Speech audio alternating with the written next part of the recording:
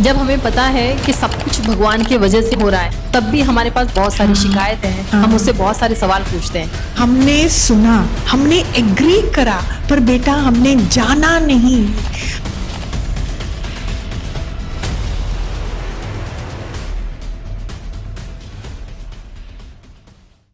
जब हमें पता है कि सब कुछ भगवान की वजह से हो रहा है, तब भी हमारे पास बहुत सारी शिकायतें हैं, हम उससे बहुत सारे सवाल पूछते हैं। मतलब 50% हमें पता है कि सब कुछ वो ही कर रहा है, और 50% फिर भी हम उन सवालों में, उन शिकायतों में उलझ रहे हैं। तो हमें अधिकार है उससे सवाल पूछने का, उसे शिकायत करने का, या नहीं? जब भगवान है तो फिर सवाल क्यों आता है?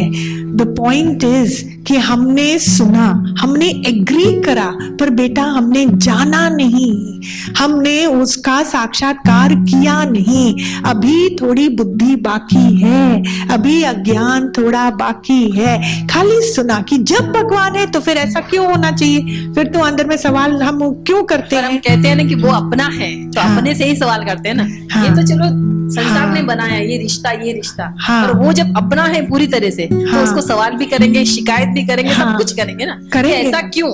ऐसा क्यों हुआ? क्योंकि वही हमारा सखा है, वही हमारा बंधु है। दिमाग की भी लेयर्स होती हैं संत, उसकी भी स्टेजेस और फेजेस होती हैं। जिस समय आपने अभी क्या बोला, भगवान अपना है, तो उससे क्यों हम सवाल करें? बच्चा माँ से ही तो पूछेगा, माँ बाप से ही तो सवाल करेगा, क्योंकि वो अपना है। हम अपनों से ही तो सवाल करते हैं, अपनों पर ही तो हमारा हक है। तो अगर सच में आपको भगवान अपना अपना लगता है, तो उससे खूब लड़ाई करो, खूब उससे आप बातें करो, खूब करो। Why not? वो तो हमारा सखा भी है, बंधु भी है, और वो ही हमारा आत्मा भी है। वो ही मैं हूं, मैं नहीं। That is a final last stage of भक्ति, जहां मेरी मैं कंप्लीटली फना हो जाती है।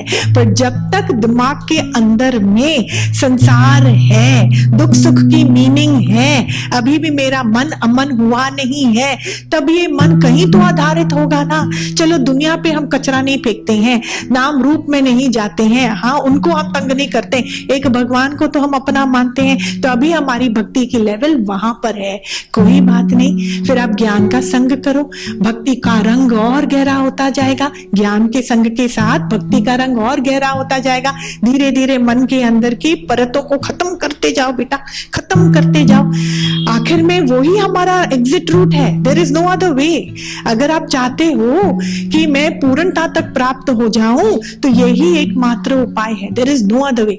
तो धीरे धीरे धीरे करके जिससे मैं बात करता था प्रभु समझकर, अब ना वो बचा, ना ही प्रभु का भान अंदर में बचा, क्योंकि समझ में आ गया कि सबसे बड़ा विकार तो दुई में ही छिपा हुआ था, दुई में ही छिपा हुआ था। ये बहुत गहरी बात है बेटा, पर वहां तक वही मेरा रास्ता है, वहां तक पहुंचना है। That is my destination, but the path is also very beautiful, is very beautiful. अभी मुझे जगत सत्य लगता है, मुझे संसार सत्य लगता है, रिश्ते सत्य लगते हैं, प्रेम भी है तो मोह भी है, हर चीज सत्य लगती है। दुख है तभी तो भगवान से शिकायत भी करने जाते हैं।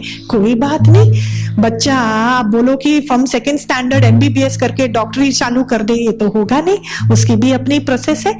पर ज्ञान सुनते चलो, ज्ञान सुनते चलो। और कभी कभी ऐसे होता है कि हमें सुबह शिकायत होती है उनसे और कुछ सवाल पूछना रहता है, और जब शाम होते होते उन सवालों के जवाब ऑटोमेटिकली मिल जाते हैं किसी न किसी के जरिए। जैसे मतलब कोई कुछ बोल रहा है, वो अपनी बात कर रहा है, पर अपने को लगता है कि ये सवाल तो मैंने भगवान से पूछा था सुबह, इसने ऐसे जवाब दिया मुझे। ऐसा तो वो भी एक कृपा ही है ना।